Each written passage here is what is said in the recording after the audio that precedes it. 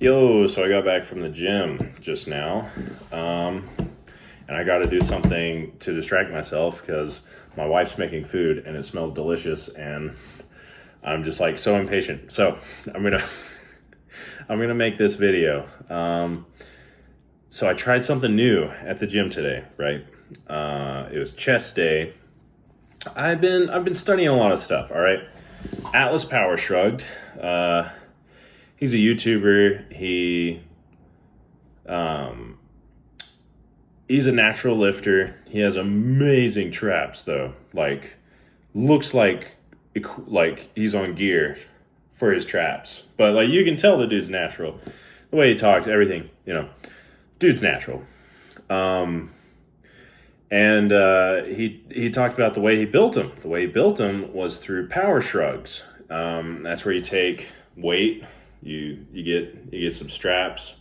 You take weight above your deadlift max. Even he recommends it once you're advanced enough, and you just you pick it up, and you just like, who cares about range of motion? Like, you're not like, ooh, all the way up, like trap development. No, he just like boom, boom, boom. His traps are freaking amazing. All right. And it got me thinking, because I tried them and I was like, daggone, this actually works. And I'm incorporating them into my routine. I've been doing blood and guts. This is 2 weeks now. I'm feeling really strong, like going up in strength and everything. I feel like I'm actually developing a lot. But there's some exercises that I just switch out because I feel like I've studied a lot, and I feel like for a natural lifter, there's better alternatives. Blood and Guts was made for Dorian Yates when he was on steroids getting ready for the Olympia. So I tried different things. One of the things I switched out was I think dumbbell shrugs, and I switched them out for the power shrugs. And I feel like I've been hitting my traps and feeling them more than I ever have. And it got me thinking, though, because I see another video of this kid. The physique isn't like crazy or whatever. Kid's got boulders on his shoulders, right? As the gentlemen say. And he says, "Oh yeah, I'll show you guys how I do this." He has really impressive shoulders. He's like, just take the weights, and at 45-degree angles, kind of like this. He's like, just rep them out. Just rep them out right here. Don't even go all the way. Like, who cares?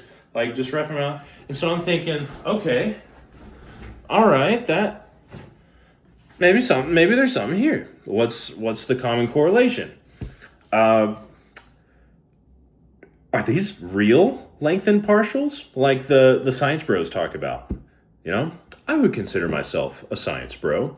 I would consider myself a scientist, a man of science. However, I go against the conventional as far as muscle hypertrophy. I like to see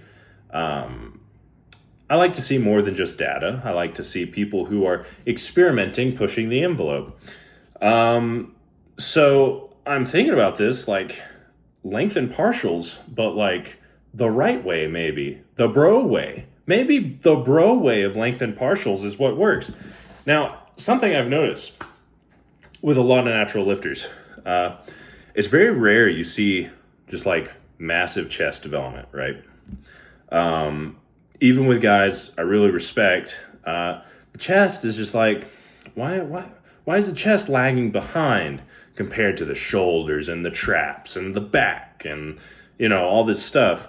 And I'm thinking maybe the chest, if you want massive traps, you do the massive weight, and you want massive boulder shoulders, you take a lot of weight, and okay, and do it after you do full range of motion, right? Don't just do partials.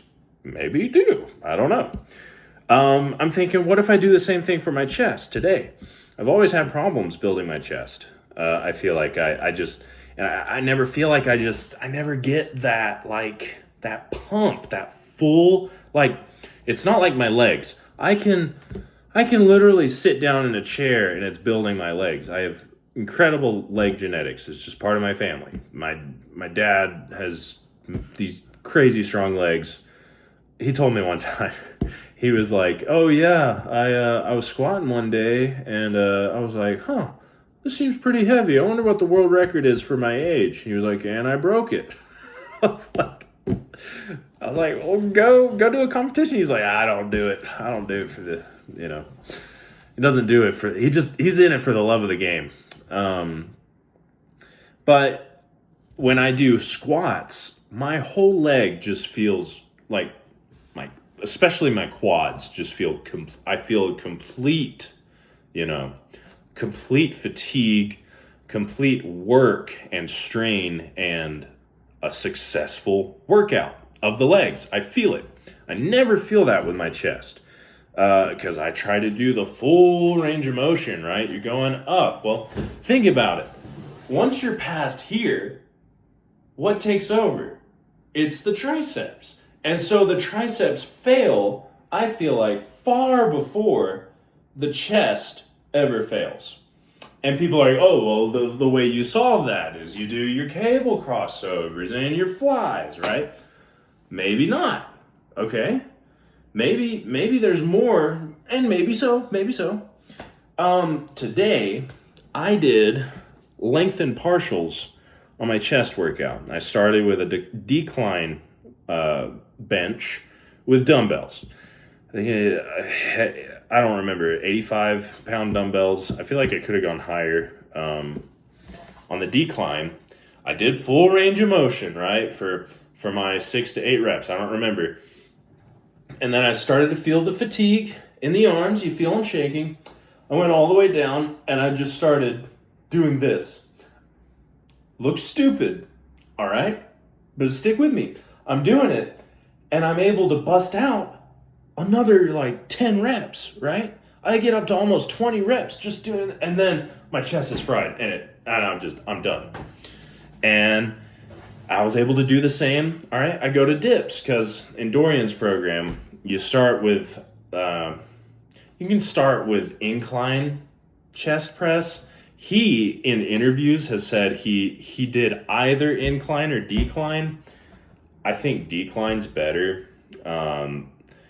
Just for reasons you don't have to rely so much on the shoulders. You've already worked the shoulders early in the week. It's more focused on the chest. Anyways, that can be either or. I don't know. I haven't compared the two like directly in a workout program. I'm just going with a decline now. Anyways, then he goes chest press with the machine. I prefer dips. I think the dips build more, in my opinion. So I do the same with dips, though. I'm a heavy guy right now. I'm having a hard time doing dips without assistance, so I got the assistance on there. I'm repping them out. And then in the dips, you get real stretch all the way in the bottom. And I hit it to where where you catch. You your triceps fail, right? My triceps fail, and I start just repping out right here, like 2 to 3 inches. Sounds crazy, but I did it for 10, 15 reps. I repped it out. I do the same with the flies, right? Big range of motion, and then, it's failing. Is it my arms that are failing, or is it my chest? So I just, 3 to 4 inches, just rep it out. I'm telling you, I have never felt my chest activate the way it has it did today.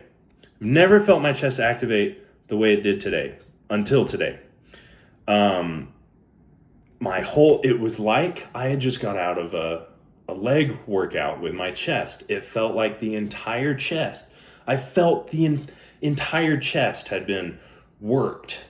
I've never had that happen before, so maybe there's something here. I'm going to try to build it up, and maybe it'll be something. Maybe it won't. I don't know. I'll give you guys updates.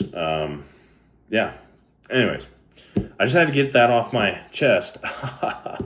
I'm sorry. I'll end the video.